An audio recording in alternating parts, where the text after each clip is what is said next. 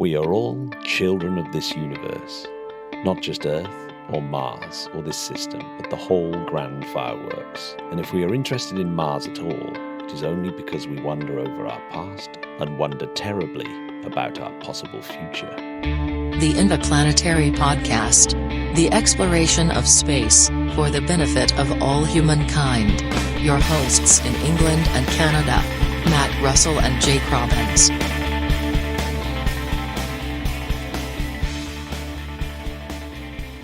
Welcome back to the show, Jake. Amazing to have you back on. We haven't had you on for absolutely ages. Yeah, it's been way too long. It has, hasn't it? I'm sure it's probably over a year, which is not good, is it? Yeah, if you lose track of how long ago it was, it's too long. That's what I say. It is too long. It is too long. So, as you are aware, this is Mars Month on the Interplanetary Podcast. And Jake, tell us a little bit about your own podcast. You are the Mars space person podcasting, right? Well, I try, yeah. So, yeah, I host a podcast called WeMartians, and I have been covering Mars exploration for just over 5 years now. We had our fifth birthday a few weeks ago, which is very exciting. So I like to think that I have been preparing for this month for a very long time and getting ready for it. I did my first podcast on the Perseverance rover long before it was called Perseverance, back in, I don't know, the summer of 2016 or something. So I've been like just jazzed for this month, just waiting for this to happen. But yeah, so I cover basically all kinds of robotic missions, so rovers and orbiters. I dabble a little bit into big rockets where I think that they can, impact planetary exploration, and a little bit of human spaceflight too, just because I think people going into deep space to the moon and Mars is just really exciting. And so that's what I spend my time on. And I went full time this year. So it's been just a really exciting few months, kind of adjusting to a new life and living and breathing Mars and space every minute of every day. It's awesome. Yeah, that is living the dream, the full-time podcaster. That's the stuff that dreams are made of. Your show's absolutely, it is the kind of go-to thing if I want to find out about Mars. You've had some amazing interviews as well recently. Like, you just seem to have a continual line of brilliant people, because we were massively bigging up Sarah Al Amiri from the United Arab Emirates. And, yeah. And then I was like, oh my God, he's got her on the show. Brilliant. Amazing. Yeah, she was incredible. It was a really inspiring interview. She has just got quite a story behind her. I mean, she started as just a computer engineer in the UAE Space Agency before it was even a space agency. And her rise can be described as nothing other than meteoric, right? Like she just rocketed to the top. So she started as just an engineer, and then science lead, and then deputy project manager. And then she became a cabinet minister for the government for advanced sciences. And then she just recently became the president of the entire space agency. And she's younger than me. So it's like a really kind of intimidating thing to hop on and talk with her. But she had such cool things to say about her team and the mission, and it's a conversation that I will remember for a long time, for sure. Yeah, I mean, I have to say, and I'm sure you'll agree with this, that the best thing about doing the podcast is all the absolutely incredible people that you meet. And when you meet people in space, like virtually everyone that we've had on the show, if not everyone we've had on the show, are just fantastic people to talk to, and they're always very humble, and they're always love giving their time as well. Yeah, it's a small world still, like the space community is still pretty niche, and everybody kind of knows each other. And so even the celebrities are not really like big celebrities, right? Like, they're just kind of regular people, and they're just totally fun to hang around with. I've had lots of really interesting experiences like that, where I come up to someone who I think is just an absolute rock star, and they're just totally fine to talk to and totally normal. And that's like really refreshing. So yeah, I love it. It's a cool community to be a part of. And I cherish all the different, conversations I get to have. Anyone who listens to this podcast, I'm sure already knows your podcast. But if you're listening and you've not checked out We Martians, you should definitely do so, because it's part of the family. I like to think of you as family, Jake. Thank you. I tell you what was funny is that obviously we started our podcast at a really similar time, and it was only when I just thought about then when you said you had your 5th anniversary, and I just haven't been tracking it, and I think I've missed mine. It's like, God damn it. So I've missed the 5th anniversary. It's because Jamie's not a regular anymore. So it's like, he's not there to remind me about things like that. It's very annoying. Yeah. It feels weird without Jamie. I kind of miss him. It's different. Oh yeah, we all miss him. Miss him. I mean, he's good because he comes back and does the odd thing. But I've got a nice bunch of co-hosts now. A sort of round robin of brilliance. Let's talk about Mars. And what I guess what I really got you on for is to talk about all these missions that are at Mars right now. Because the one thing that I hadn't spotted actually was Mars has never been this busy. That there's 11 active missions, and that's the most that there's ever been at Mars. Yeah. Obviously, there's nowhere near enough time to talk about all of them because that would be ridiculous. But I guess we should just talk about the ones that have got there quite recently. And I will quiz you about some of the things like insight and stuff that Sure. I know you're super clued up on about. But where to start? I actually think probably the best place to start is Perseverance Rover. Yeah, Right? the headline. So the headline. I mean, it is the big one, isn't it? And It is, of course, it's the most. It's the most expensive thing at Mars, I would think, right now. It's the sort of it's slightly more expensive than Curiosity. It's twin rover that landed 9 years ago or so. So they're both kind of in the $2.5 billion range for mission costs. So they're not cheap, that's for sure. No, they're definitely not cheap. And I guess that's what the 7 minutes of terror is all about. When it's like very, very, very easy for something to go wrong at that point. So we've got Curiosity. So in your mind, what is the reason why they have to send another rover? Because, why not send another piece of hardware? Like Insight is a different type of thing. Why send another rover? Yeah, so Perseverance is sort of the next in a line of missions. They're all kind of related in a certain way. So if you think back to as far back as Pathfinder in the late 90s with the little Sojourner rover, and then the Mars Exploration rover, Spirit and Opportunity, and then Curiosity, and then all the orbiters that are supporting those too. So the Mars Reconnaissance Orbiter, which is taking all these high res, it's the spy camera at Mars, all these high res images of the surface, Maven exploring the atmosphere. So all of these missions are sort of trying to answer those big questions like, what happened in Mars's past?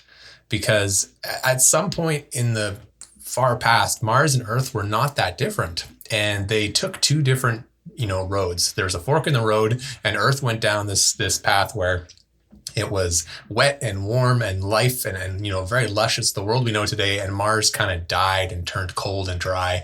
And we were trying to figure out what happened, right? And is there an opportunity for life to have arisen on Mars? That's the big kind of deep question. And so all of these missions are sort of related to that overarching goal.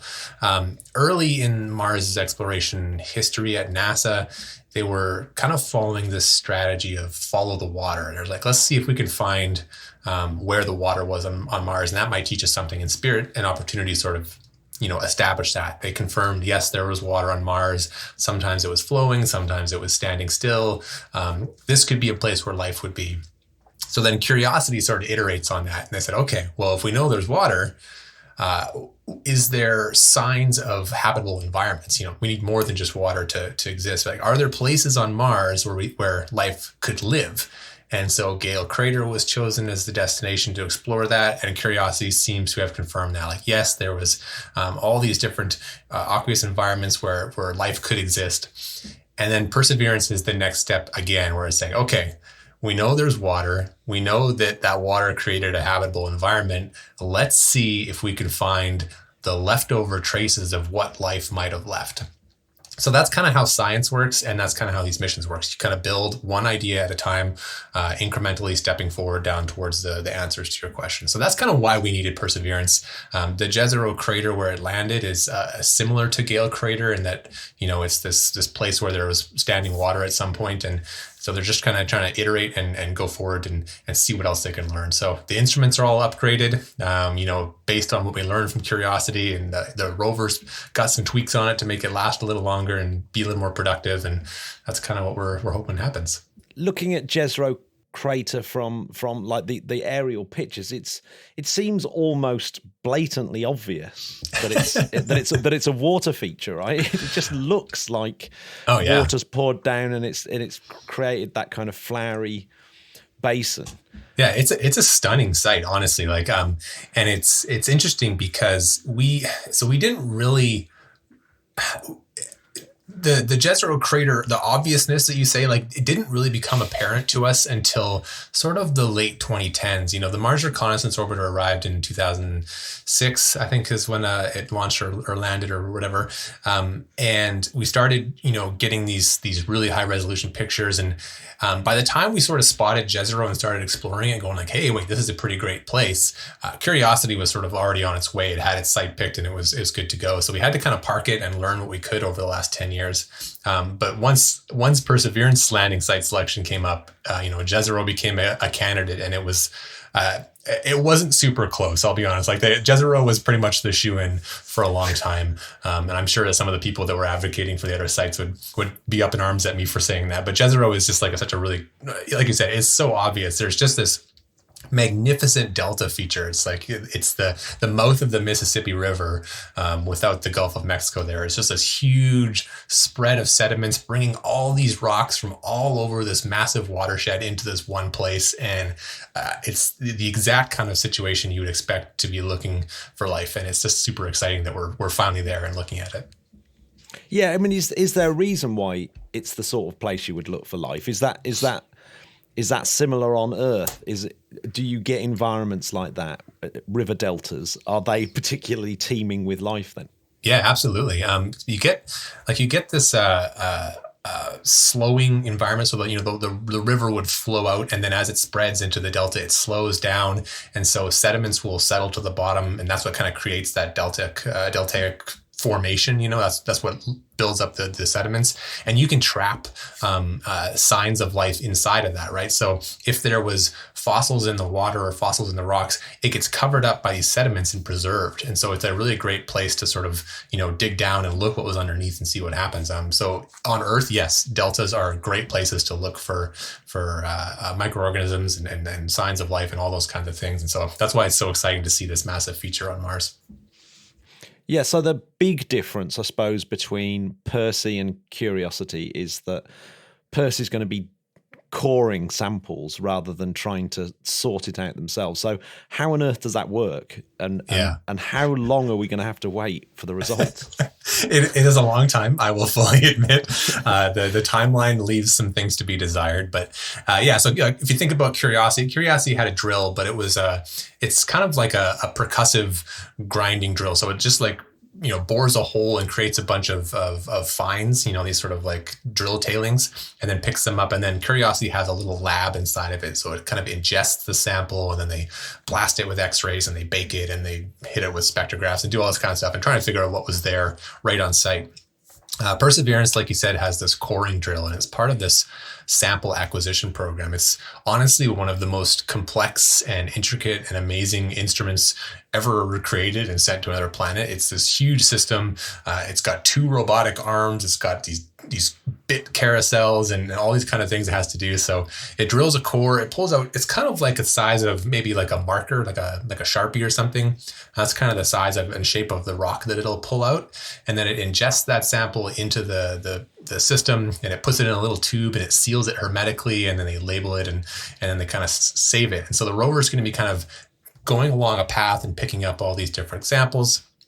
And then once it sort of establishes, they haven't quite figured out the final strategy, but they're going to reach a certain number of samples, and then they're going to kind of deposit them on the ground. And later, another mission is going to come deposit what they're calling a fetch rover, which is like sort of a smaller rover optimized for speed. And it's just going to zip around and pick up these little samples, bring them back to its landing platform, where a rocket is going to go off and send it back to space. And it's going to make a long journey back to Earth, where we can study those in a big fancy lab here on planet Earth. So that's kind of the plan. I think the notional timeline right now is to get those samples back in our hands in 2031. So it's a bit of a wait. Yeah, it's a bit of a wait. I mean, that sounds incredibly complicated. Presumably, like going around picking up the samples, that's a tall order, and then getting on a Mars ascent vehicle is a tall order. Yeah, and it's then a lot of firsts, right? Rendezvousing in space and getting it back is another tall order. But then saying that, I suppose the NASA and JAXA have been pretty good, haven't they, with sample returns in the last year they were incredible.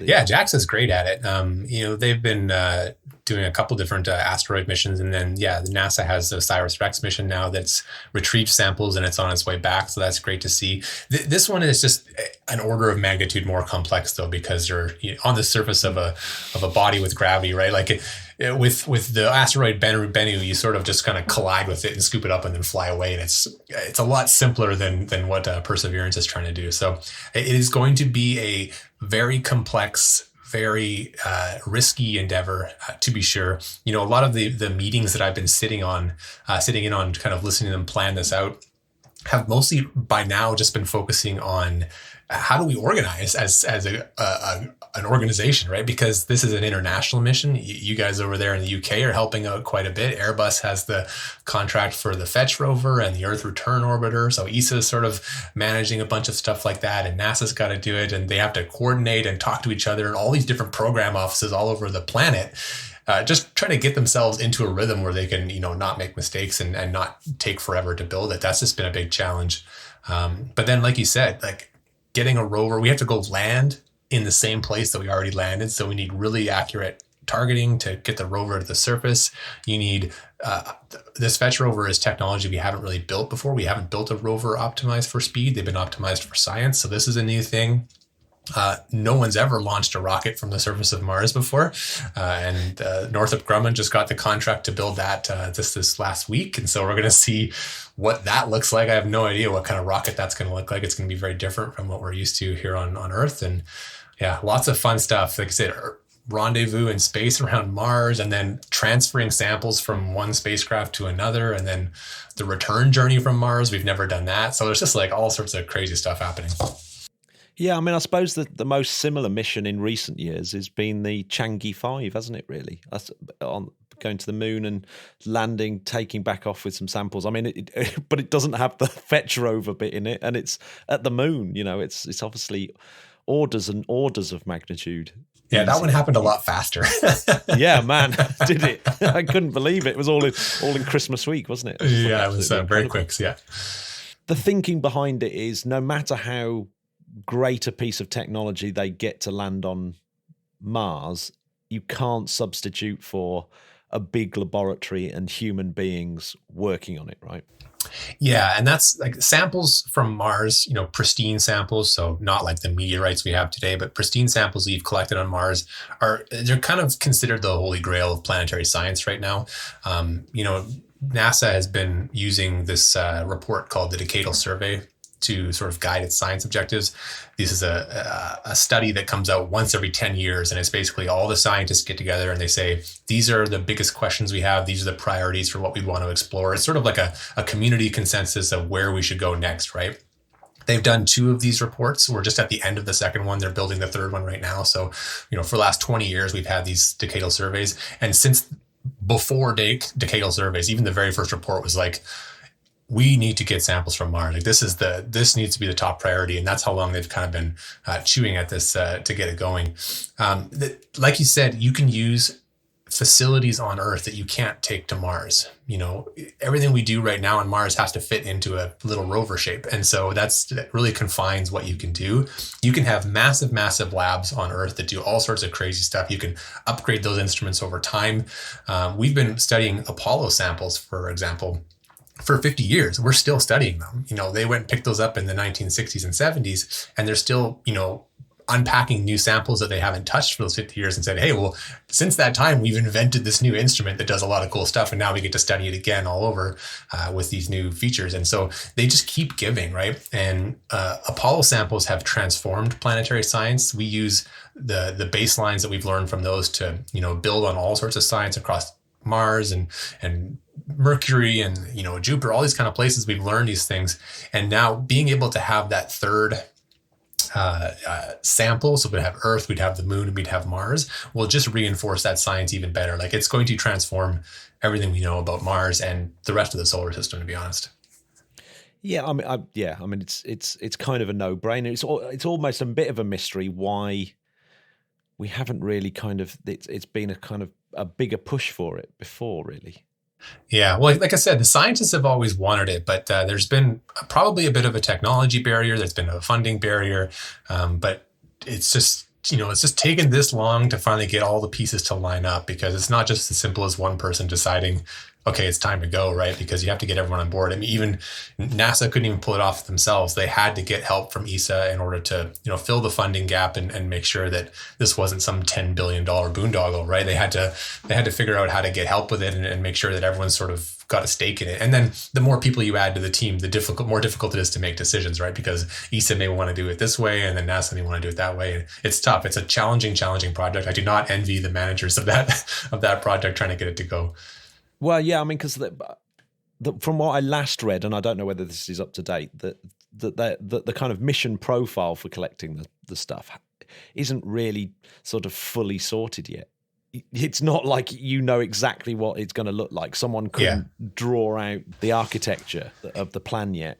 Yeah, there's pieces that are still out on contract, right? So the lander for that second mission is, as far as I know, is still out on contract. They have some baseline ideas for what it needs to do, but that may look completely different for all we know.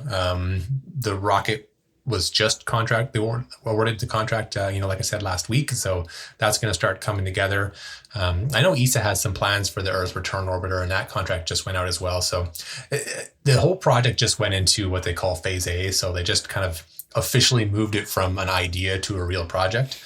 And so it's just now kicking off this year, and you're going to start seeing those plans come together. But yeah, there's still lots of pieces, like, the Perseverance rover is on the surface now, and they still aren't quite sure where it's going to drive yet, and where it's going to pick up samples and where it's going to drop samples. None of that is really decided yet. So it's still a plan in motion, if you will. Yeah, no, absolutely. No, I can't leave Percy. I can't leave the subject of Percy without talking about the helicopter. Because what I've seen is they're waiting to get the helicopter out to decide which way round a rock they're going to go. Is that right? Is that right? Yeah, kind of. So they landed in this spot. It's this nice safe spot, kind of off to the right of the delta, but in between it and the delta is this very wide arc of sand dunes. They're basically like sand traps, and they don't really want to drive through it because that would really suck to get your rover stuck in the sand right away as the mission starts. So they kind of have to decide if they want to go to the northeast and go around it, or if they want to go south and go around it. But before they go do all this science, they kind of have to get the helicopter project sort of out of the way. The helicopter is sort of bolted to the bottom of the rover right now, and it's covered up by this little protective cover. So they need to jettison that cover, drop the helicopter on the ground, drive away, turn back and look at it, and then film it while it flies around and does all its stuff. And that container on the bottom is actually preventing them from using some of their enhanced mobility technologies. So the rover actually moves slower while the helicopter is attached to it, is a way to think about it. So they want to get that kind of done and out of the way, get this technology demonstration complete so they can move on to the science. And so they're trying to figure out where they want to, where's the helipad on Mars is what they're trying to figure out, so they can get this flight going and then move on to the science.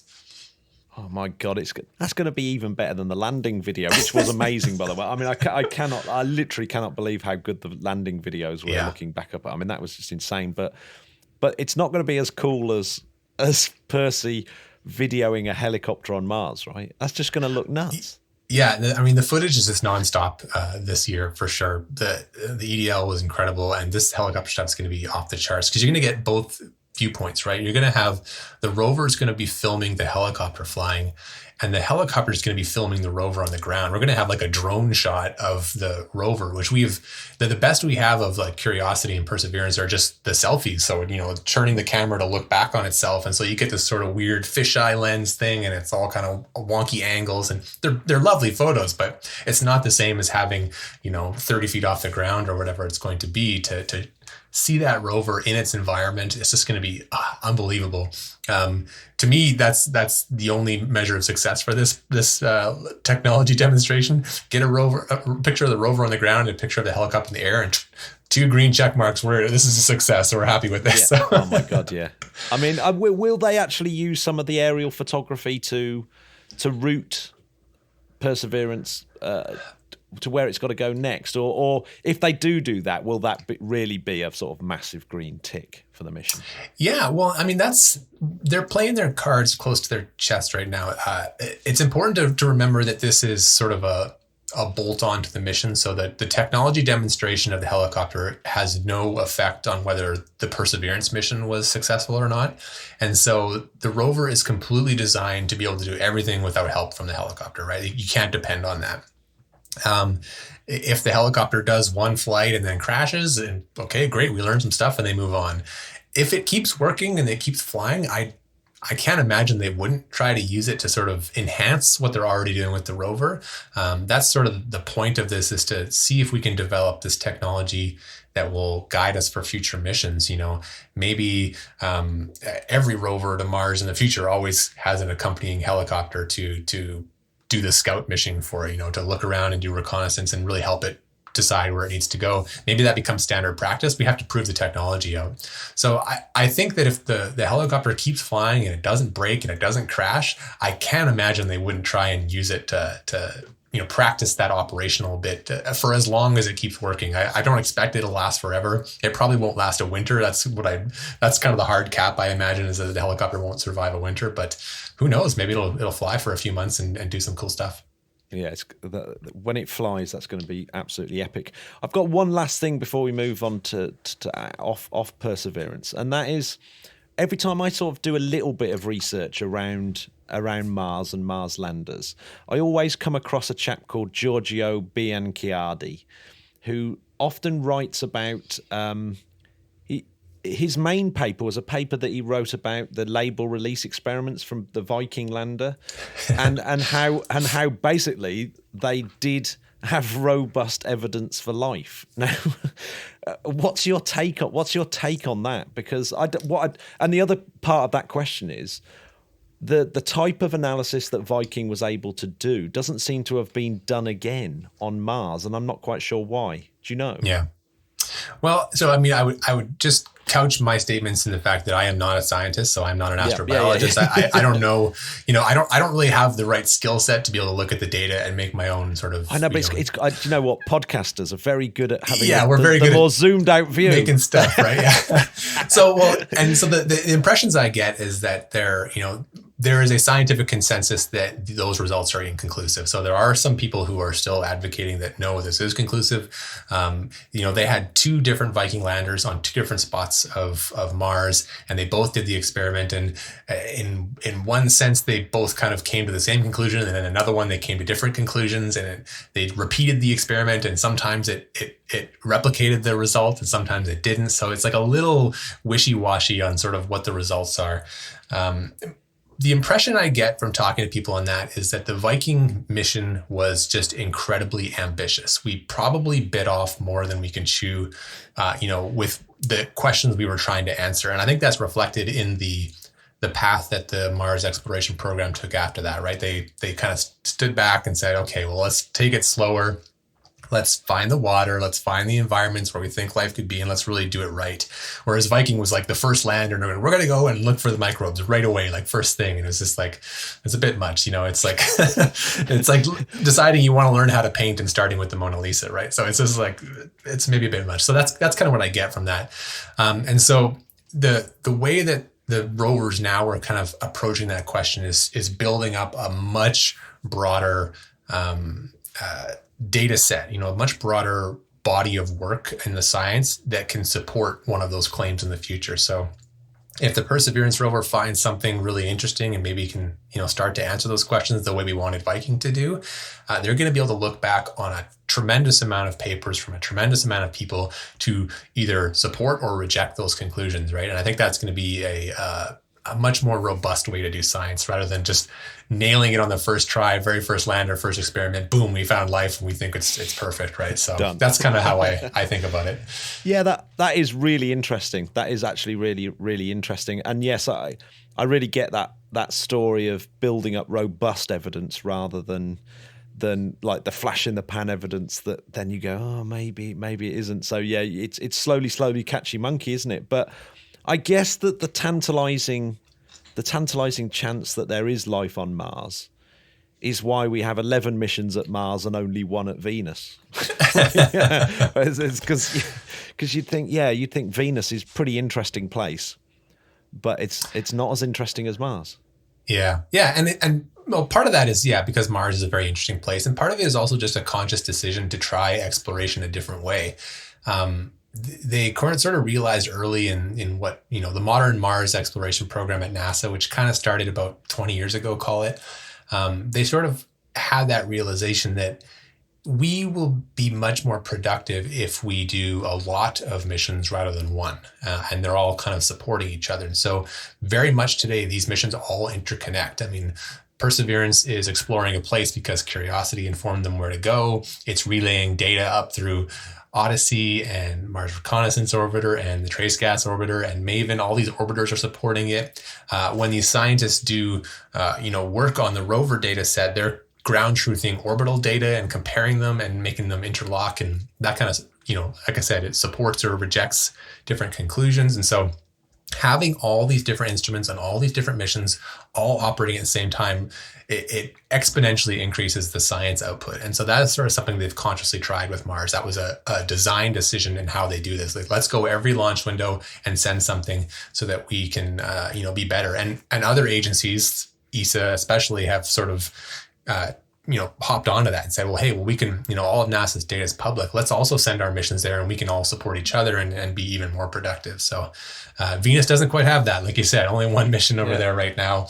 Off and on, they've had missions. And I'm sure if we took the initiative to do the exact same thing, we could do some pretty crazy stuff at Venus. But it looks like right now the financial appetite is limited to one planet in that sense.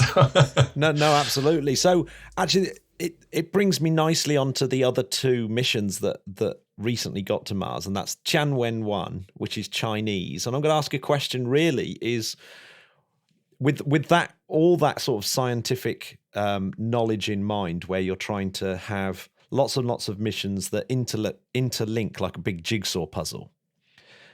Do the Chinese, when they're building Tianwen-1, are they looking at the jigsaw puzzle and trying to find missing pieces that they can use Tianwen for, or are they just trying to get in the game? Are they just trying to get skin in the game at this point? Yeah, it's probably a little bit of both. We have to remember that we don't really have a lot of insight into the Chinese strategy. They're not exactly forthcoming with their plans and their motivations. So we're sort of piecing together little bits here, but they do want to do science. Like, this is like the Tianwen-1 mission is definitely a scientific endeavor. You look at the instrument set, they are well equipped to do pretty valuable science on the surface of Mars and from orbit.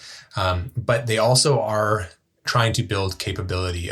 Space is a strategic goal for the Chinese government.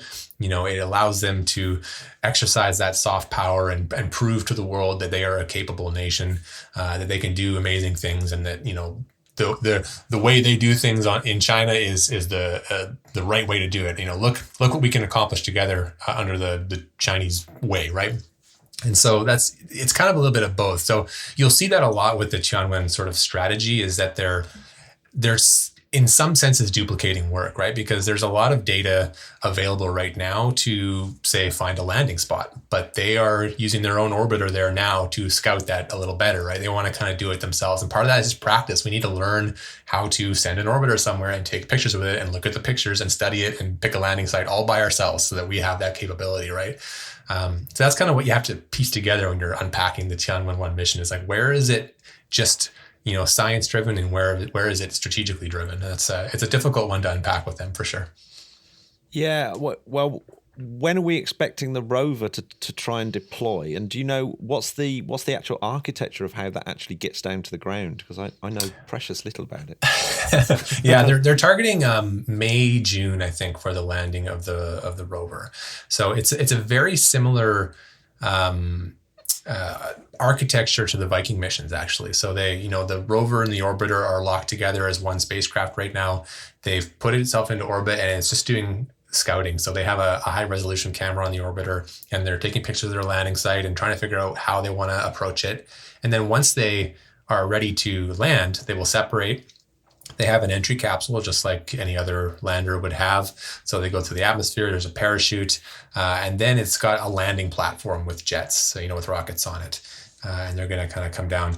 I'm trying to remember, actually, I don't know this now too. They may have an airbag system as well that they're looking at. So there might be a combination of rockets and airbags. But ultimately, this landing platform will get to the surface, and then the rover will kind of drive off of it and go and do its exploration. So that's kind of similar to how Spirit and Opportunity did it. They had a landing platform versus, the Sky Crane or whatever for Curiosity and Perseverance. So it's a little rover, kind of Opportunity sized, but it's pretty capable. Got some neat instruments on it, and they're going to do some cool stuff. Will the scientists actually have full access to what they're doing? Or will the Chinese sort of hold stuff back? Because that seemed to be the story, didn't it, with the stuff they were bringing back from the moon, that there was not necessarily a fully 100% open science, was it?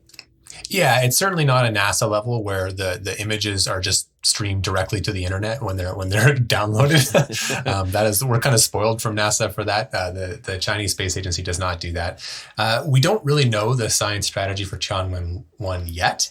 They have not really described how that's going to work, other than I think they have said they plan on sharing the data. If we look at the Chang'e missions to the moon, one way they kind of do that is they have limited releases throughout the mission. So the government will put out, here's one picture, here's two pictures of what we're doing, and kind of releases. They keep the data for a while and let their own scientists work on it, because they want to sort of get the credit for their own discoveries, which I can understand, I guess. It's not super scientific or community driven the way we might think of it over here, but I can sort of understand they want to do that. And then I think every year they kind of drop the Chang'e data as a set to say, okay, now other people can play with it as well. So maybe it's going to be the same for the Mars mission. We'll have to see. Yeah, really interesting. The one thing that I completely missed, and I don't know why, was halfway on the journey, the Tianwen released some cameras on a little sort of spacecraft and took a selfie of the spacecraft on its way to Mars. Did you see that? Because I completely missed it. It was crazy. No one expected it, and it was just such a neat little experiment. So I think that's the only time we've ever really seen a spacecraft traveling through deep space like that from that angle. Yeah, so it was almost like a little CubeSat that just shot out of it, and I think it tumbled a little bit, so they had to really time the picture. But just a little camera on it that took a picture, quickly beamed it back before it flew off into the nether and never came back. But so we got this really awesome shot of the orbiter and the rover all tucked away, illuminated by the sun, just kind of traveling through interplanetary space. Yeah, it's what's funny, isn't it? I have to keep reminding myself how big these things are as well. When you see them in space, they don't look that big, and then you sort of have to look at the pictures of when they're being assembled, and there's people on the factory floor standing next to these things. Well, and Tianwen-1 actually is as far as Mars spacecraft go, it was huge. I think it was the biggest payload that's ever been sent to Mars as one piece. So it was bigger than the Perseverance rover, bigger than all the NASA missions. The Trace Gas Orbiter was a large one as well, and that was pretty close, but I think Tianwen-1 beat it. It was something crazy, like 5 tons or something like that. It was really big. Yeah. Well, it looks big. It's it's except in those photos, and it's like it's really nice to go back to other photos so that you can get just a sense of scale. I find the same actually with pictures of Starship. You see Starship taking off and landing, and it's so hard to just keep remembering how big the thing is, right? Yeah, it's really big. Absolutely nuts. In fact, actually, what were your thoughts about the landing followed by explosion of that? By the way, it's funny that you asked that. So we had this whole big discussion in our community Discord with our listeners as to whether it was a good landing or not. Did it land successfully was sort of the question we had. And because on one hand, you're like, well, yeah, it did. Like, it landed, it stood upright, everything seemed fine, and then 8 minutes later it exploded. So like, well, okay, did it explode because it hit hard and broke something, and then it was just a delayed release, or was that a completely separate problem? Nobody really knows, but it was kind of a fun discussion to talk, and there was some strong opinions, so it was really it was exciting to have that with the listeners. But yeah, I don't know, it looked good. It looked like they did better than the previous two, so that's a step forward, I guess. They seem to be having some troubles with these with the Raptors. They one time it lit and then didn't maintain thrust, and this time it seemed to have too low of thrust, so it hit the ground hard, and I got to figure that out. But they got time. This is sort of how SpaceX does it. They just sort of blow stuff up and learn from it and go on to the next one. So they're chugging these things out like it's a factory. Literally, it's a factory. Like the amount of starships coming out of this facility in Boca Chica is pretty crazy. So I'm not too concerned that they're going to be able to figure it out. No, I mean it's absolutely incredible, and I love the fact that it's being, just bashed out of steel, and they just chuck it up and see what happens. And I think they just melt them down after they crash and make another one out of it. So. I know, it's just crazy. I mean, it is genuinely crazy. I mean, the only thing is, like, there was the chance to sort of join the Japanese dude on the trip around the moon in a starship. And I was thinking, after watching the crashes, I'm not particularly comfortable going on a starship. Definitely not in 2023, right? That's going to be a little early. I mean, how many flights is it going to have to do with cargo before anyone is going to trust that landing? It's going to take a little bit of work. Dicey, isn't it? Yeah. They've got work to do to sort of build confidence. That's for sure. I'm not super optimistic about a 2023 flight around the moon, but I'd be happy to be proven wrong. Yeah, I'm going to bet pretty big money that's not going to happen. Right. So yes, it just leaves us with hope. Literally leaves us with hope from the UAE at Mars. Are the UAE less like China and more the type of agency that are trying to fill the gap? Is this a science mission that will actually be new pieces in the jigsaw puzzle of Mars?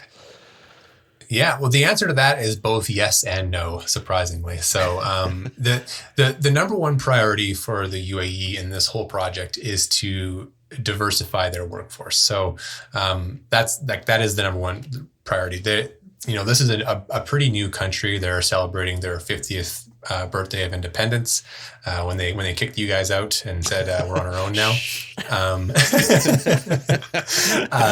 And like many countries in the Middle East, they were heavily dependent on oil, right? That was their whole economy was oil, and so they really started to try and diversify that. And at some point, earlier, a decade or two ago, they said, let's get into space, because that is a really cool high-tech industry where we can develop some really interesting skills, build up an economy around space, and then let's have the United Arab Emirates be the space nation in the Middle East, and we can sell space services to other countries, and that's how we can make our living, right? So that's kind of the number one priority they're doing. They wanted to have this project that would force them to be like a forcing mechanism for them to learn the skills and very quickly accelerate their skill sets. So that's what's driving them. But at the same time, early in the mission, they decided we don't just want this to be a make work project. We want to actually have skin in the game and have some stakes to this. And so they looked at it from a scientific perspective, and they collaborated with a lot of scientists around the world to understand, where is there gaps in the Mars science? And they think they found something that, checked both boxes. It was new data, and it was within the capability as a brand new space agency doing their very first mission to Mars. So the instrument set is very elegantly simple. It's just like 3 instruments. They're just taking pictures from orbit.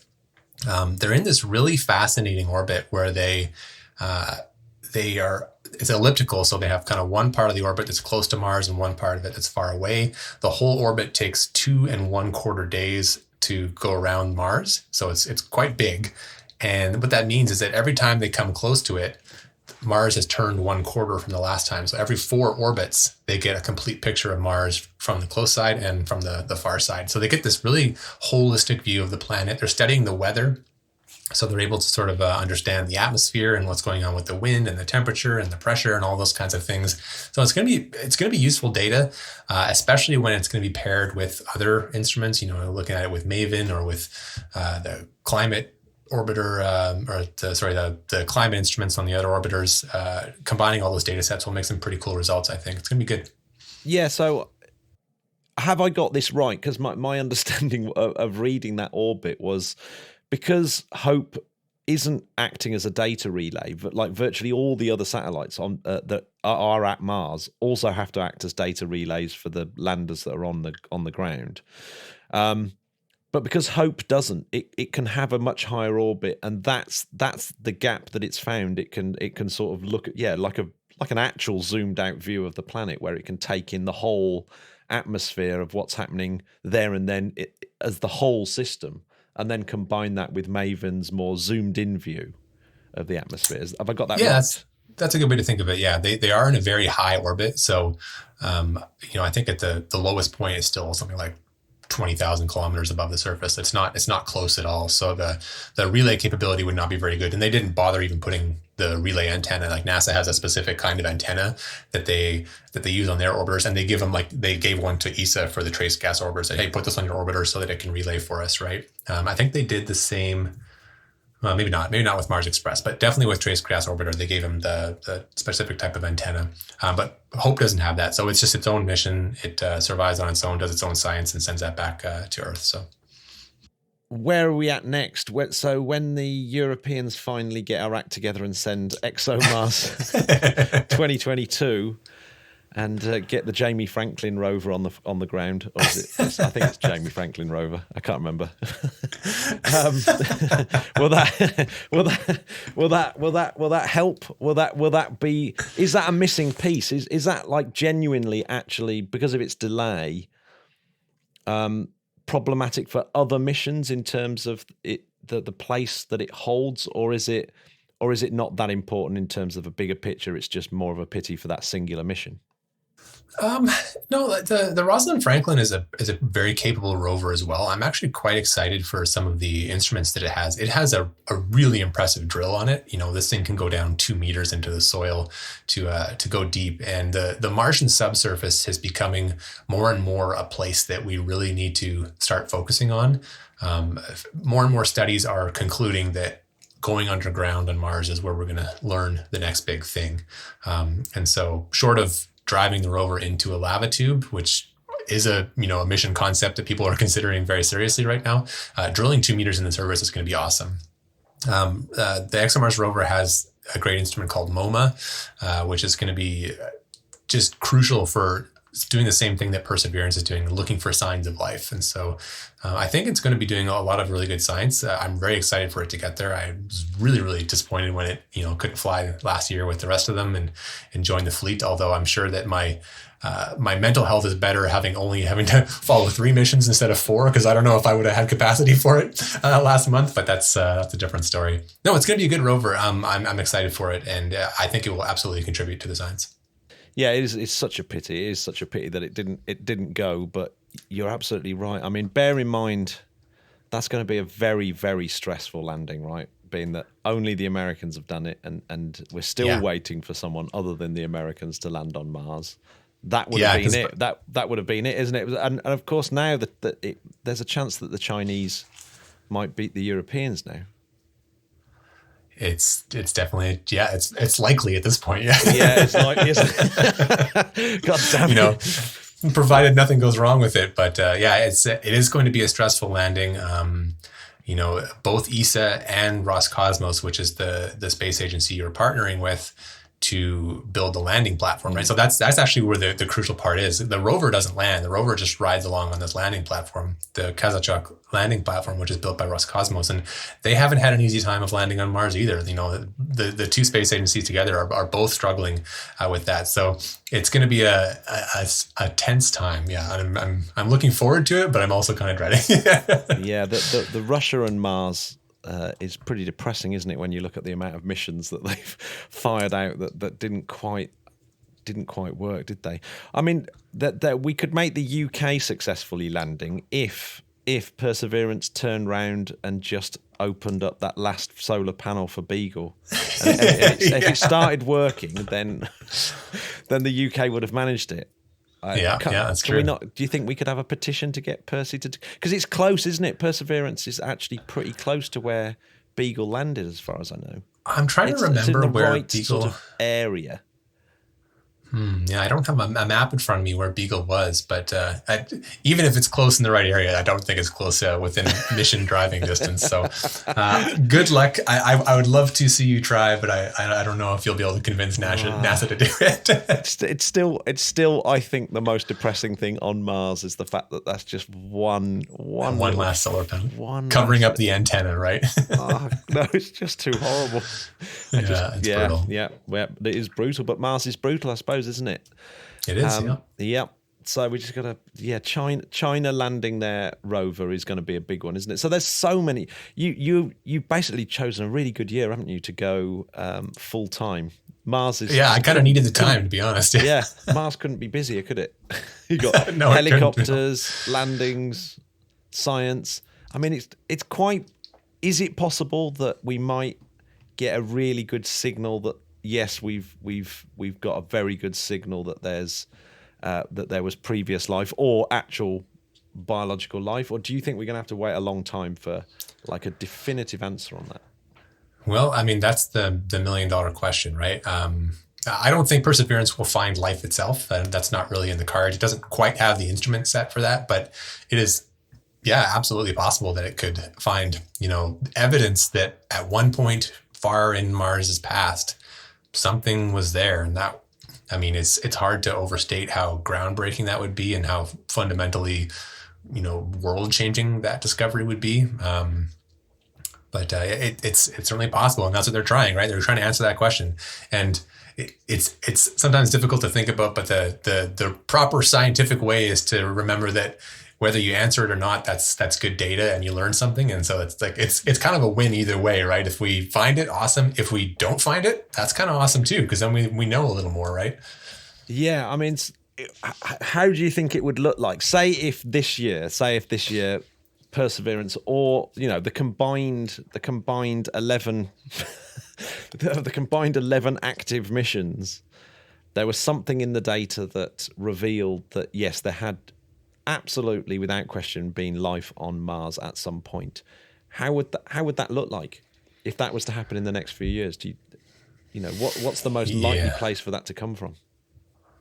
I mean, the Delta is the prime suspect right now, so I imagine it won't be soon. I mean, Perseverance is going to have to spend a couple months sort of getting up to that, and then it'll spend the next 2 years sort of climbing over it and doing samples and stuff.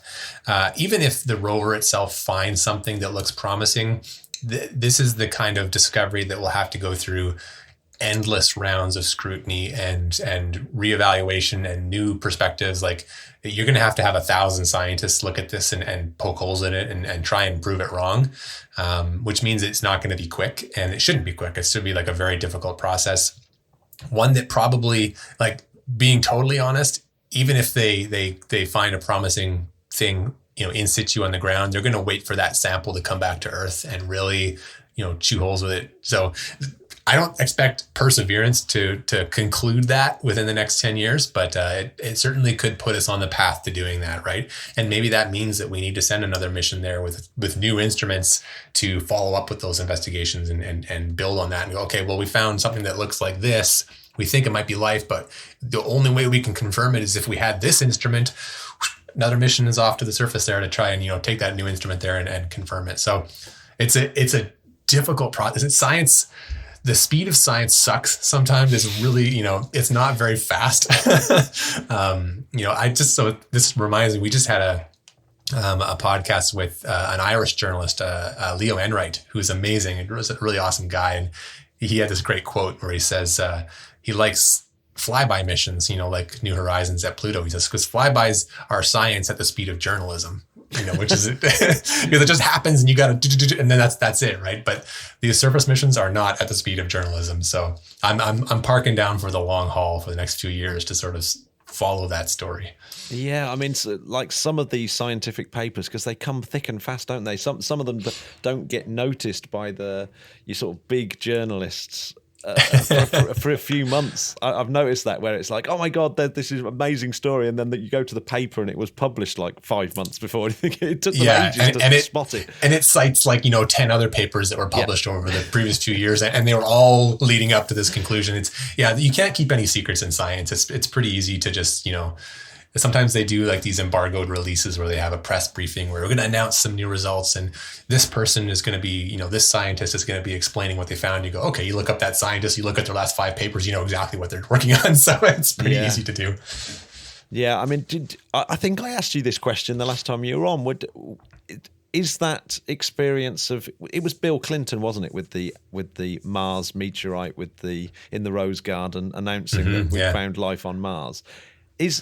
Has that actually?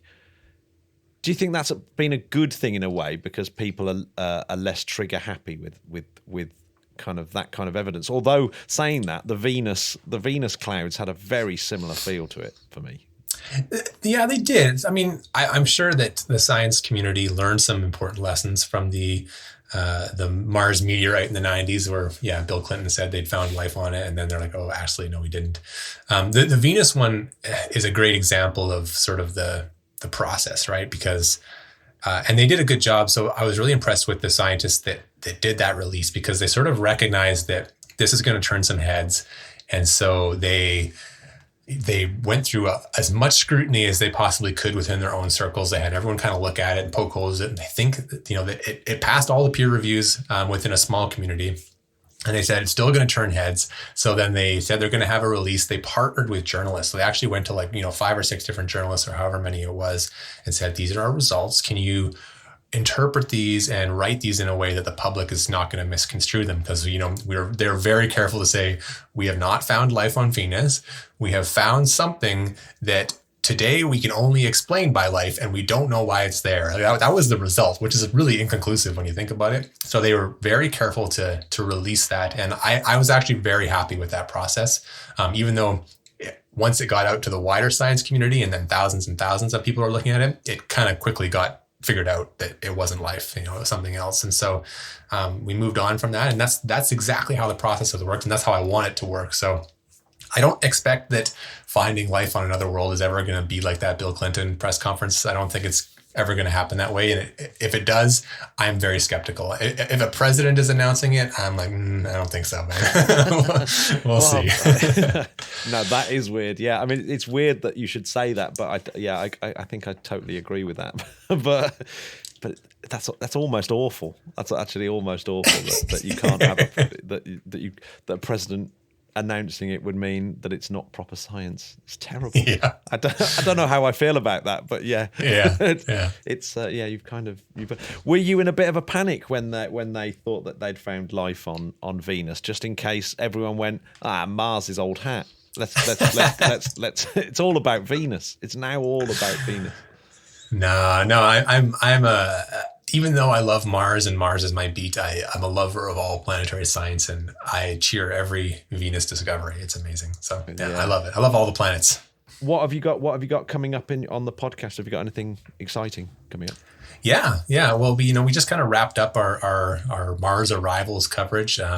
The last interview I did was really cool. I got to speak with Swati Mohan, who was the EDL, the voice of EDL. So if you watch the Perseverance rover land, that JPL feed, she was the one calling out the milestones. She said touchdown confirmed. So she was an EDL engineer. And was she the one with the terrified eyes behind the mask?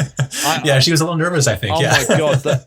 I don't think I've ever seen any, like all of them in that control room were I've never seen such stressed faces ever. It was unbelievable. Yeah. It's a difficult situation because you're just sort of watching it happen, right?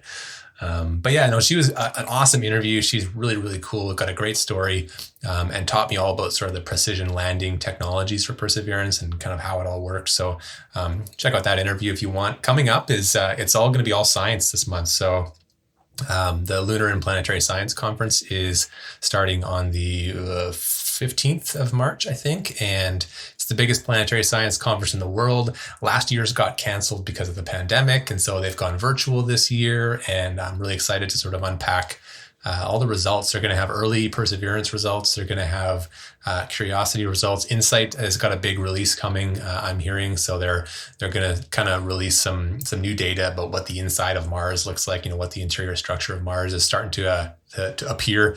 And so that's kind of really fun. Some lunar sample stuff is going to happen. It's going to be great. I'm really excited for it. I look forward to this conference every year. So we're going to be doing a bunch of coverage for that. Awesome. Yeah, I definitely need to learn more about InSight, because that whole idea that it's mapping the interior, that's one of the big reasons why Mars isn't like the Earth, right? Well, we'll find out, I guess. Right? Well, maybe I've just made an assumption. God damn it. Well, thanks very much, Jake, and I'll see you on the other side. And once this pandemic's over, I'm definitely booking flights, and we've got to watch something really cool. We've got to watch some like epic launch of something. Well, I'm looking forward to that. I am normally a traveler. I don't like to sit around in one place for a long time. I'm often on the road and in planes and stuff. And so this has been a tough year for me to get by that. I live about, 20 kilometers from the American border. And I think in the before times, I was crossing that border almost once a week just to, do different things. So it's been tough being locked up in this one city. So yes, I'm looking forward to it. I will get on a plane. You can get on a plane. We'll meet somewhere. We'll do something awesome. Well, yeah, if you find yourself in England, you obviously got to come and see me. Obviously, yeah. Nice one. Well, thanks very much. If you've enjoyed the podcast, you can go over to www.interplanetary.org.uk, where you can find show notes and other places to subscribe to the podcast. And if you've really enjoyed it, you can whiz over to patreon.com/interplanetary and join the Spodcats. See you next week for part 3 of Mars Week. Bye-bye, Spodcats!